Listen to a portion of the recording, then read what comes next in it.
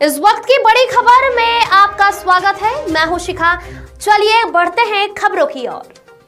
लगातार कलेक्टर एवं एसपी भोजराम पटेल के द्वारा वनांचल क्षेत्र पर जाकर निरीक्षण कर बारिश की समस्याओं से कैसे निपटी ग्रामीणों को निर्देश दिए। कलेक्टर ने अचान कमार के सुदूर वनांचल में सुरही, बमहनी, निवासखार आदि गांवों में पहुंचकर बाढ़ पूर्व तैयारियों का जायजा लिया। आपदा राहत एवं बचाव के संबंध में सभी आवश्यक तैयारियां करने के निर्देश दिए हैं। ग्रामीणों से बातचीत कर उनकी समस्याओं के संबंध में जानकारी ली। अचान कमार के गांव में स्वास्थ्य शिविर लगाकर बेहतर इलाज करने और खाद्य सामग्री, केरोसिन आदि व्यवस्थाएं करने के लिए संबंधित अधिकारियों को निर्देशित किया।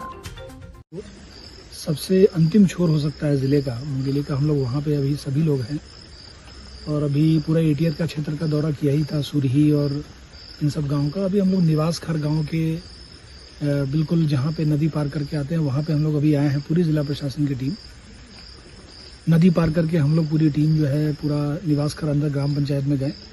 पानी का बहाव चूँकि कम था इसलिए जा भी पाए और मुझे लगता है ये उपयुक्त समय भी था। वहाँ पे जाते वक्त हम लोग को एक रास्ते में ट्रैक्टर मिल गया जो खेती किसानी के लिए जा रहा था, तो ट्रैक्टर पे जाके हम लोगों ने गांव वालों की समस्याएं सुनी। एक गांव के दुकान पे बैठे हुए थे मैं, एसपी साहब, सब लोग। तो वहाँ पे एक बात आई कि कुटना पत्थर के पास एक पुलिया का निर्माण होना था जो मुझे लगता है 20-25 सालों से ग्रामीणों की मांग थी और बहुत वाजिब मांग है। वो वहाँ से करीब 3 किलोमीटर दूर था। तो वहाँ पे ग्रामीणों ने बोला कि साहब जब इतना दूर आप आए हो तो आपको 2-2.5 किलोमीटर चल लेते हैं। तो हम लोग फिर वहाँ से 2.5 किलोमीटर उस जगह को देखने के लिए गए। एक तो जगह वो बहुत सुंदर था, चारों तरफ पत्थर से वो था।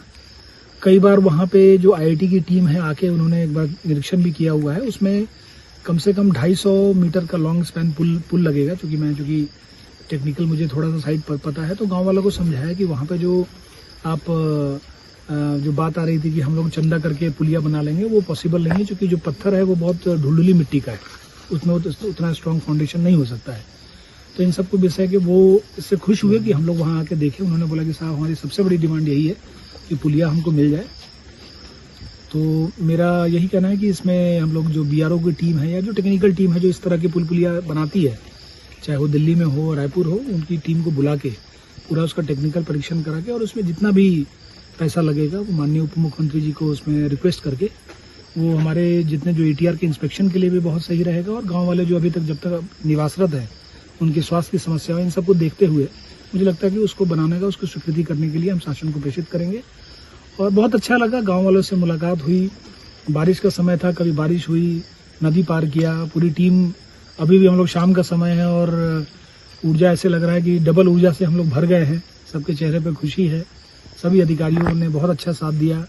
बीच में गाँव वालों ने हम लोग अमरूद भी खिलाया और अमरूद भी खाए हम लोग। और गाँव वालों का जो आत्मीय प्यार है और जो एक शासन के प्रति जो एक प्रेम है, जो विश्वास है, मुझे लगता है उस कड़ी में और एक नई कड़ी और नया अध्याय जुड़ गया है।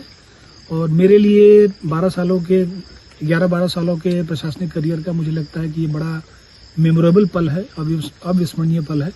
ये आने वाले मुझे लगता है कई समय तक ये मुझे याद रहेगा, पर्सनली भी और प्रोफेशनली भी। केंद्र सरकार का एक रहता है कि अंतिम छोर के व्यक्ति तक शासन की योजना का लाभ मिले, तो क्या लगा? हाँ, अंतिम छोर जो है वो माननीय प्रधानमंत्री जी, माननीय मुख्यमंत्री जी, हम लोग सभी उनके निर्देशन में हमेशा रहता है कि अंतिम छोर के व्यक्ति तक जो है शासन की योजनाओं का लाभ पहुंचाना। उसी तारतम्य में हम लोग अंतिम छोर तक आने का प्रयास किए। आना यहाँ तक बहुत ही मुश्किल था। हमारी गाड़ी तो हमको 15 किलोमीटर पहले ही छोड़नी पड़ी। फिर हमको पैदल जितने भी ट्रांसपोर्ट के रास्ते हो सकते हैं, चाहे वो ट्रैक्टर है, बाइक है, सबका रास्ता इख्तियार करना पड़ा। लेकिन जब नीयत साफ होती है और माननीय मुख्यमंत्री जी का, माननीय उप मुख्यमंत्री जी का आशीर्वाद रहता है तो आदमी कहीं भी पहुंच जाता है।